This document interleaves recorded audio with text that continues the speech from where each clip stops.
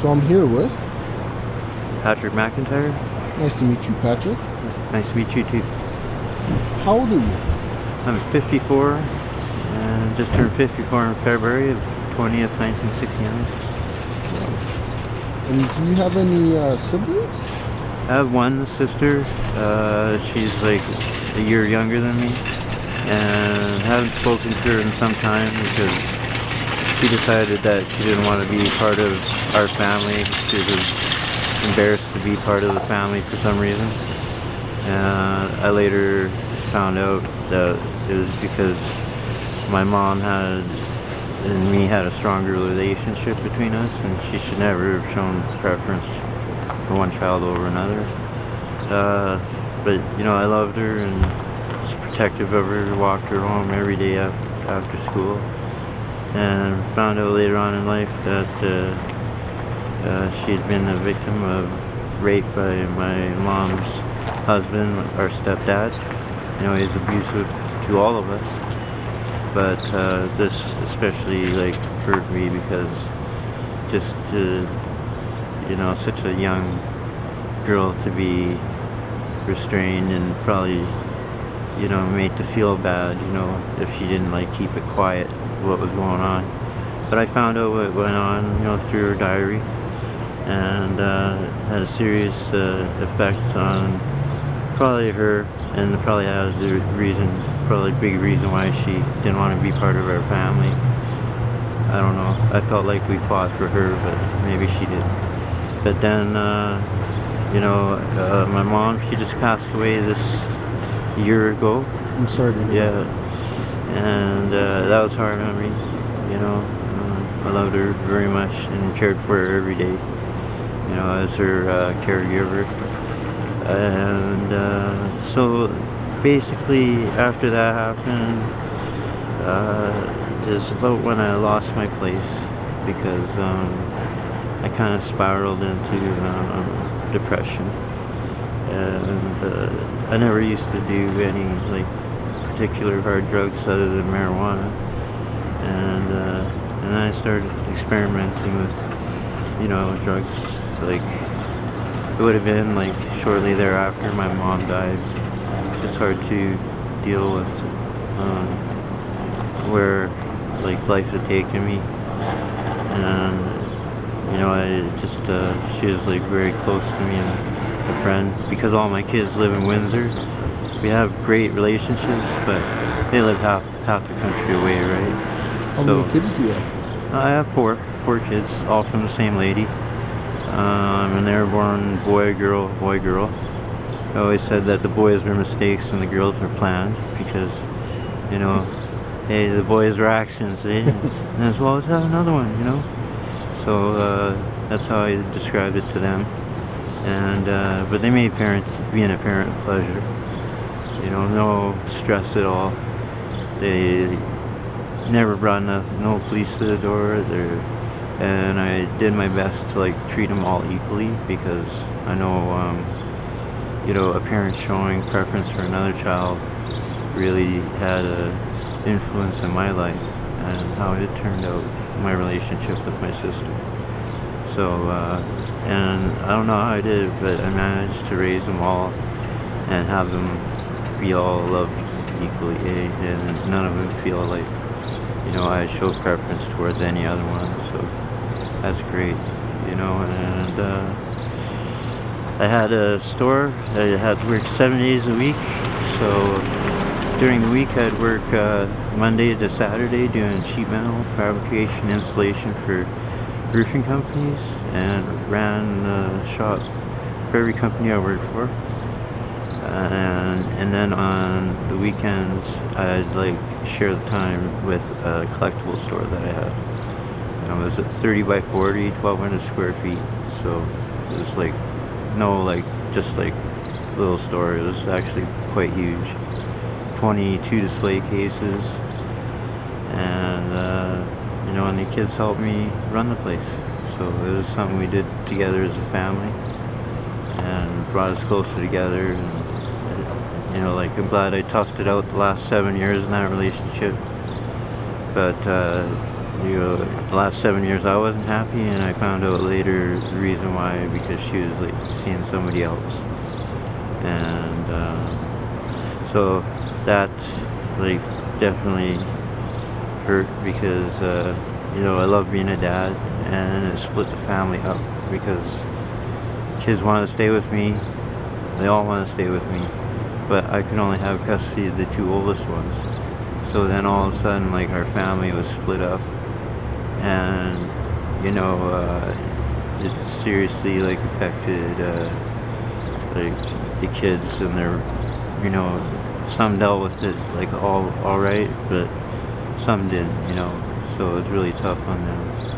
Whereabouts are you from originally? I'm from Edmonton. Been here all my life, so I'm part Irish and part Cree, so I'm Métis, Aboriginal, but I don't feel accepted by either race, which is pretty funny. So Yeah. how was your childhood growing up being mixed? Well, I found my dad was loving. He was a loving father and committed. And then it was my mom that actually wanted to put an end to that relationship. So, like, I didn't really like being, forced to live with like all these different people that she had met, right? And that was hard on me, because just because they don't treat you the same, right? A father puts personal attention, or he should, have particular attention to spend with his kids and time to spend with his kids. And I made sure I did. I'd sit down with them every day and play toys with them, and get out on the ground and play cars and Barbie and build them forts, and and that's like the way I was with my kids. That's the way a parent should be. And when they get older, they're little young adults themselves, right? You don't need to baby them. They're very smart and intelligent, and can make their own decisions, right? So I'd be like, how would you like to do it, or how would you like this to be, and we're gonna go look at a place. Do you want to come and join us, and help us decide what place we want to get, right? Whereas my ex would treat them like children, and she was never one for education, because I'd get up every day, make lunches, wake them up before I go, and their attendance with her was 35%.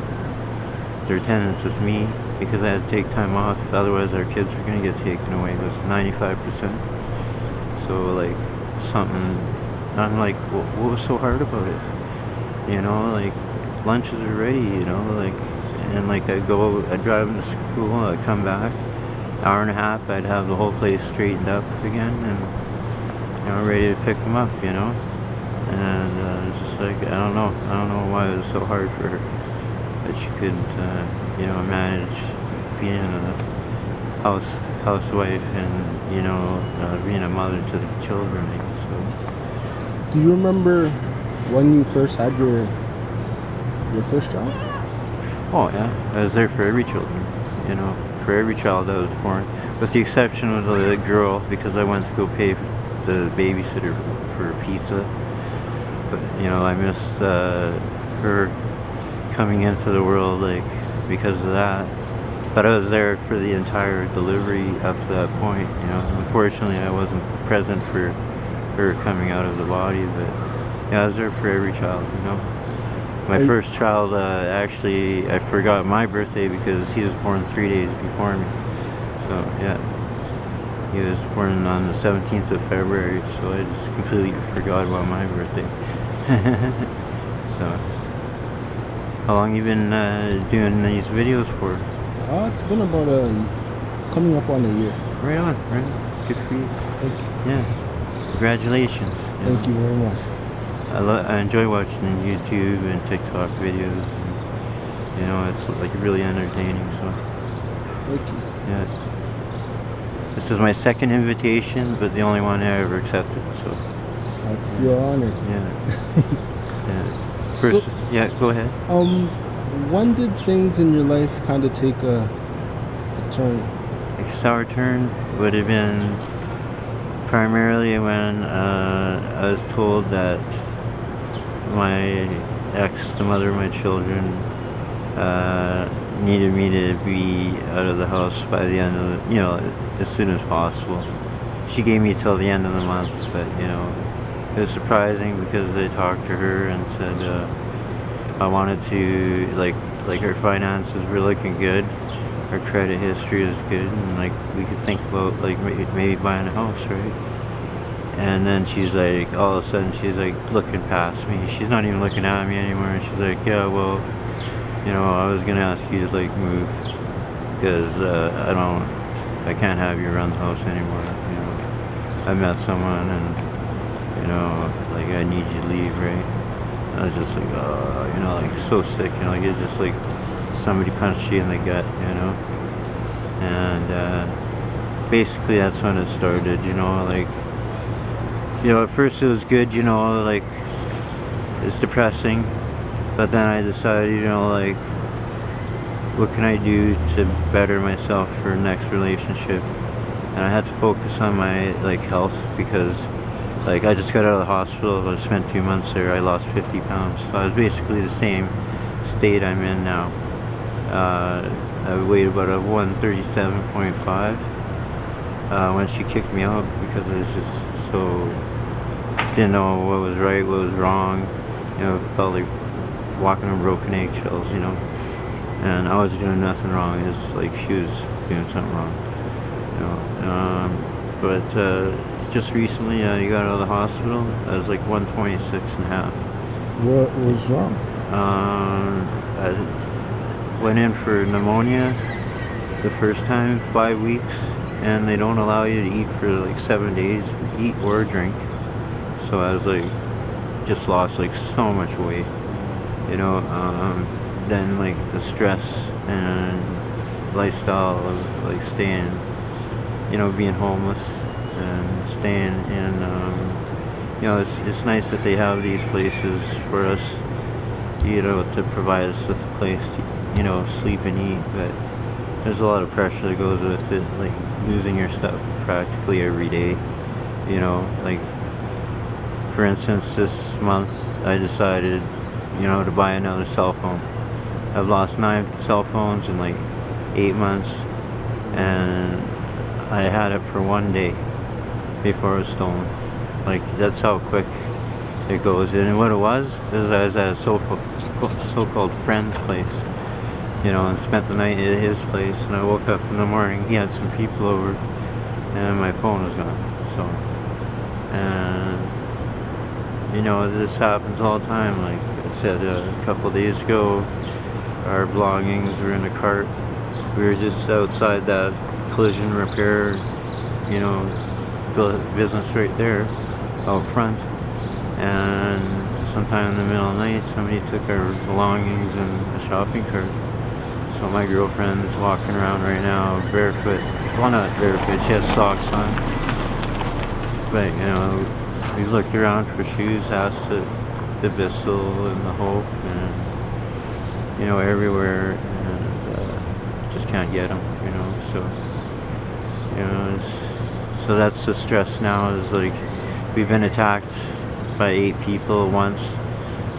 2 had tasers, and then the other 6 that were like pounding on us and kicking us, and Wow. just a random attack, and it happens like a lot here, like you could have somebody just come up on you like for no reason, and us, especially being like white mostly, like I say, I'm not accepted by like whites or like Aboriginal people, even though I'm like have Cree background, and so it's a frightening experience, and then after that I went to hospital again a week after coming out from pneumonia because my wife and I were attacked by a guy and his girlfriend and a sledgehammer, and it wasn't I called a Thor sledgehammer because it's like 14 inches long, had a square end like that, and then a wedged tail end, right? And I was like fending off, blocking like shots to the face and head, and he kind of caught me in my ribs and like broke my rib, and I went into the hospital with a collapsed lung. I was in there for like a week. So like in like 2 times in a month, 2 months I was like in the hospital, so and attacked by like 2 groups of people. So it's like those are the dangers, so like when you say goodbye to someone, it's like also like stay safe or be safe, right? Because it seems like so important, that How long have you been homeless? Now, like about 10 months, we've tried to get like some housing through Boyle Street and Hope Mission, and I just happened to go to the hospital with the collapsed lung that day that we were supposed to do a viewing, and the guy who took us on as clients didn't believe my wife when she said that I was in the hospital and we couldn't make the viewing, and he accused her of lying, and then like said he didn't want to work with us anymore. So it's like how it went with our housing. So I don't know, we're gonna try to get help again. Do you think there's resources here to help people get housing? Oh, I know there is. It's just had that phony, timing of going into hospital at the same time as I had this meeting, and for some reason, he probably, blames it on his life, his history of everybody, right? Not just us, but, probably a history of everyone he's helped, and just said, you guys are lying, and I don't believe you, so I don't want to deal with you anymore, So I don't know. We're gonna try again, but we have to talk to the head lady there, and she seemed to kind of dismissive of Tina when she asked to speak of her. So I don't know how much luck we're gonna have getting housing through there. It's not that we have monthly income coming in through Alberta Works, so like the rent could be directly routed into the landlord's account, so there's no problem with paying for the rent, but it's just like the problem of not having a phone. You need a phone.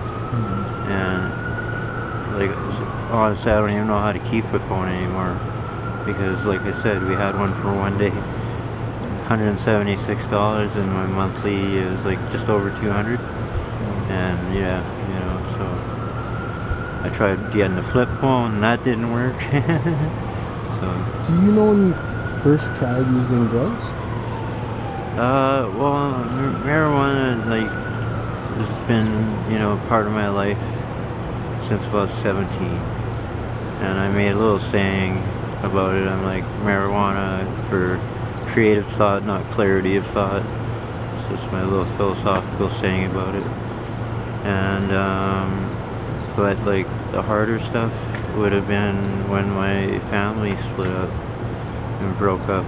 It's just like kind of I was there for my 2 oldest children, but at the same time I started using like hard drugs, right? To kind of just deal with the fact that our family had broken up.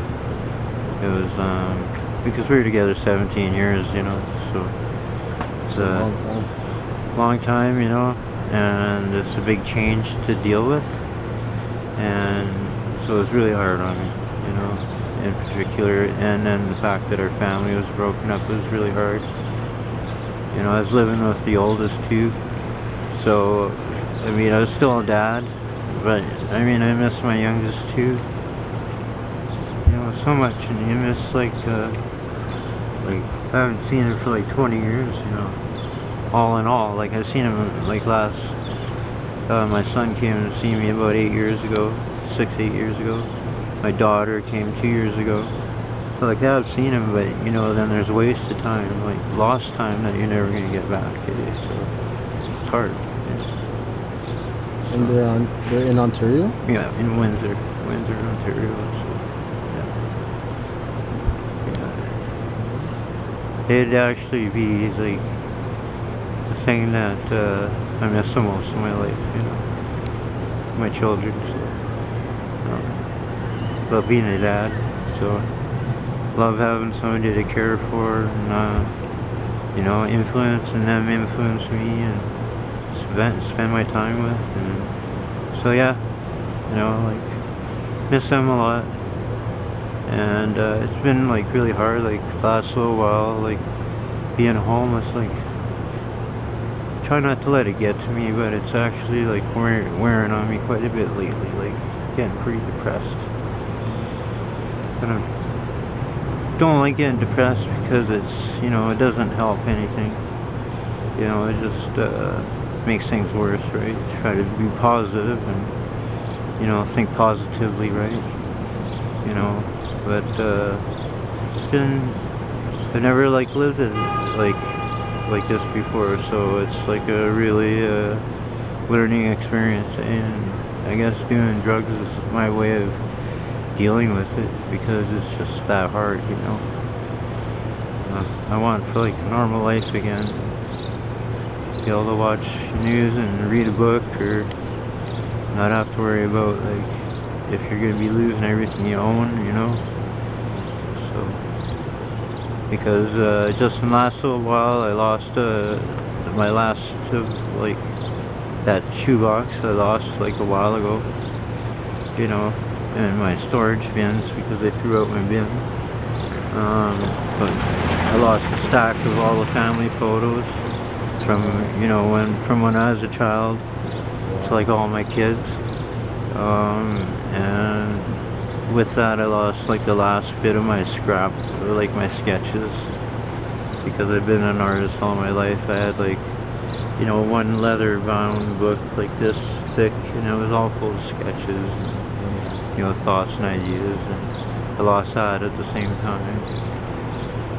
I lost everything that my mom left for me, you know, so it's just never had anywhere to put it, you know.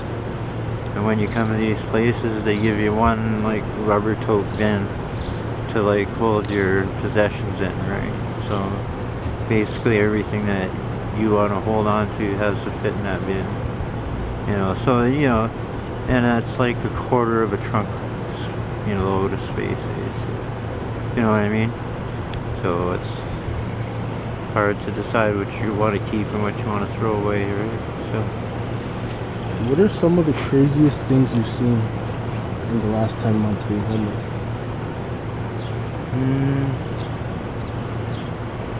Well, being jumped by 8 people is pretty crazy, you know.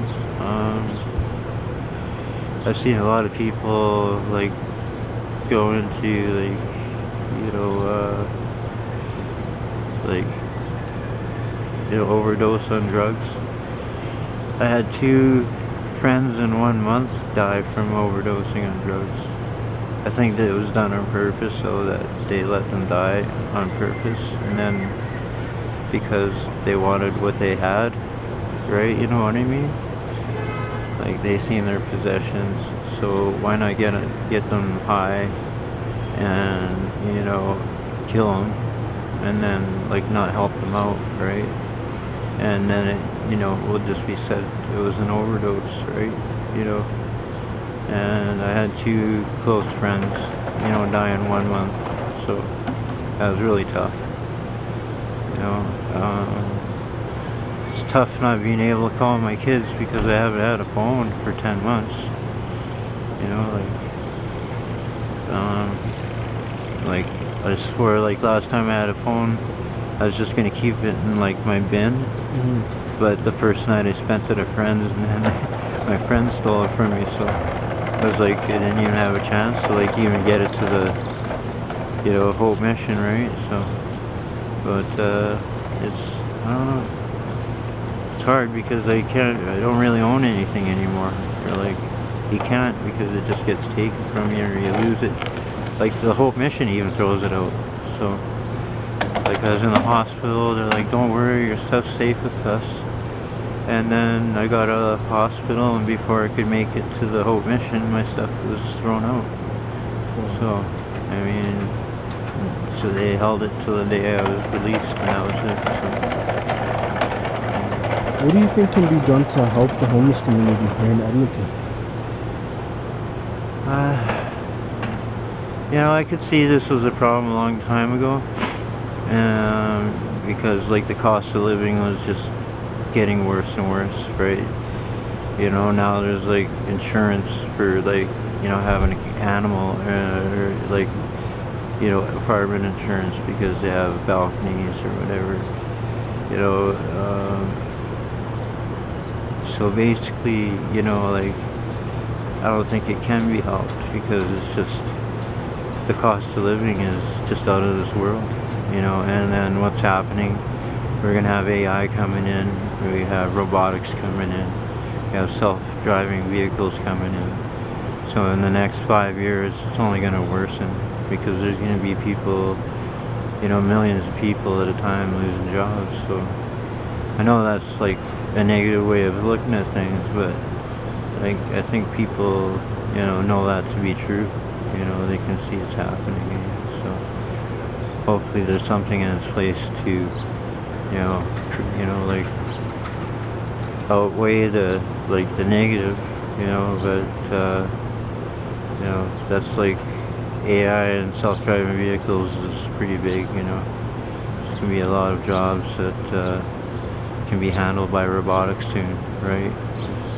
Right, and they don't have to take a break or take a paycheck or, you know, or ask for a vacation. So yeah, but yeah, I think it's gonna be people like you, or like people that can, you know, like think outside the box and earn a living, you know, in a new, different way, right? That's, you know, you have to be self-taught in like many different things, you know.